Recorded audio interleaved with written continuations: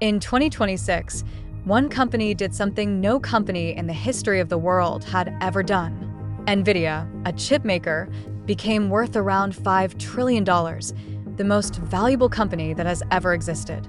And here is the almost unbelievable part. It hit that record while its sales in China, one of the biggest markets on Earth, collapsed to essentially zero. Sit with that.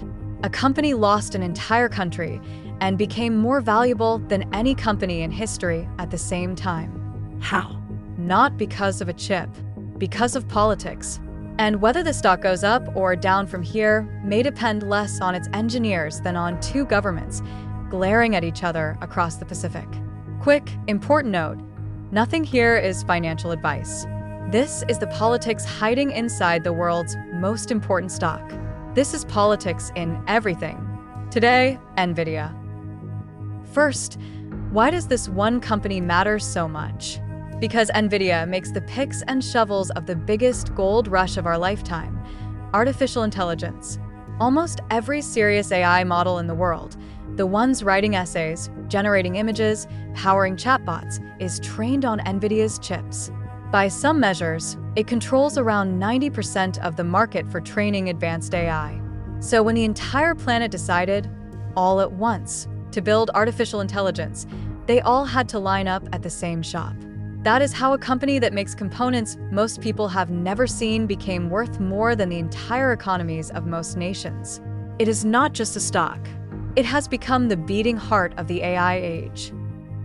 Now, the prize at the center of this story, China. Not long ago, China was one of Nvidia's most important markets. At its peak, Nvidia supplied something like 95% of the AI chips used inside China, worth many billions of dollars a year. For a company selling the most strategically valuable technology on the planet, this was gold. But that is exactly the problem, because the most strategically valuable technology on the planet is not just a product anymore. It is a weapon. And the moment a product becomes a weapon, it stops belonging purely to the company that made it. It becomes the business of governments. And in 2025, the governments walked in. Act 1. The ban. The United States looked at these chips and saw a national security problem. The same processors that train a chatbot can train a weapon system, coordinate a military, break encryption. So Washington restricted the export of Nvidia's most powerful chips to China. Nvidia's response was clever. It designed a special, deliberately weakened chip, the H20, tuned precisely to stay just inside the rules. And then, in April 2025, Washington moved the line again and banned even that throttled chip.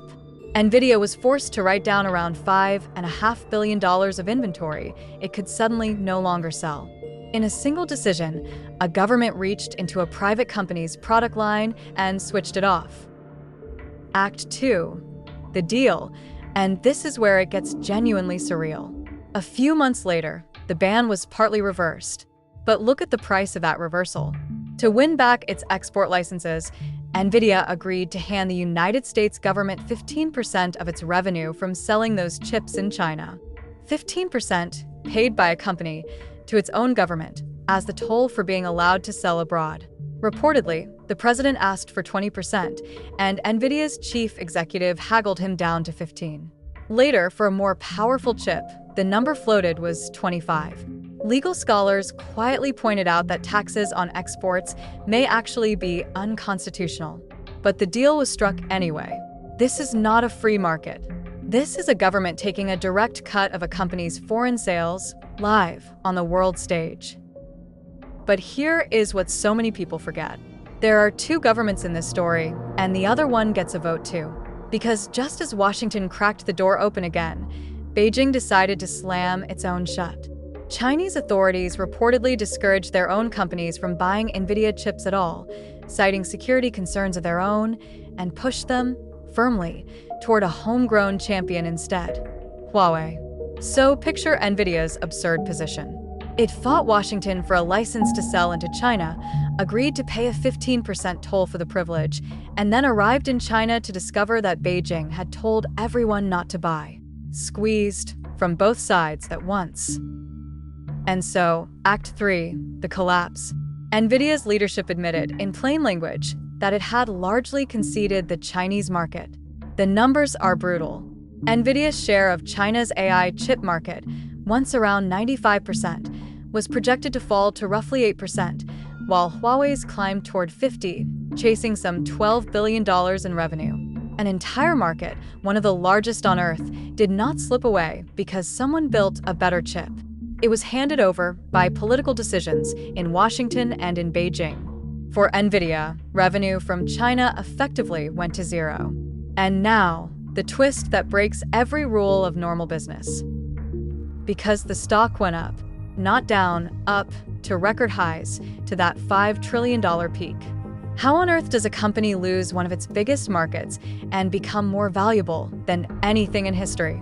Because the demand everywhere else, from American tech giants, from the entire rest of the world racing to build AI, was so ferocious that it swamped the loss. In one stretch, Nvidia's revenue jumped around 85% to over $80 billion in a single quarter. It announced an $80 billion plan to buy back its own shares and raised its dividend. Politics reached in and tore out an entire country, and the market, drunk on the AI boom, barely flinched. Which brings us to the only question anyone actually cares about. From here, does it go up or down? Now, again, and I mean this seriously, this is not financial advice, and nobody can truly predict a stock. But we can do the thing this channel exists to do and map the political forces pulling on it. On the upside, the tailwinds are political too. A genuine thaw between the US and China could crack China back open overnight. Washington increasingly treats Nvidia as a national champion in an AI arms race, and governments everywhere are now pouring public money into building AI. When your product is treated as critical national infrastructure, politics can be a powerful friend. But the political headwinds are just as real. Export controls can tighten again with a single announcement. That 15 or 25% toll could harden into a permanent tax or spread to other markets. China may now be lost for a generation, with Huawei entrenched. And then there is the risk that has nothing to do with politics at all. Nvidia's price assumes the AI boom roars on forever, but a handful of giant customers account for a staggering share of its sales. If even a few of them simply slow their spending, the stock is priced so perfectly that mere deceleration, not collapse, just slowing down, could be enough to send it tumbling. The point is not up or down. The point is who is holding the lever. So one last time, look at that ticker on the screen.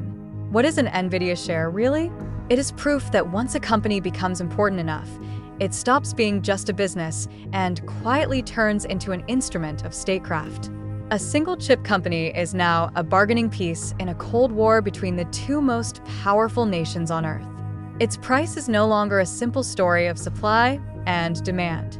It has become a live scoreboard for a geopolitical contest, ticking up and down with every decision made in Washington and Beijing. When you look at that stock, you're not just seeing a company.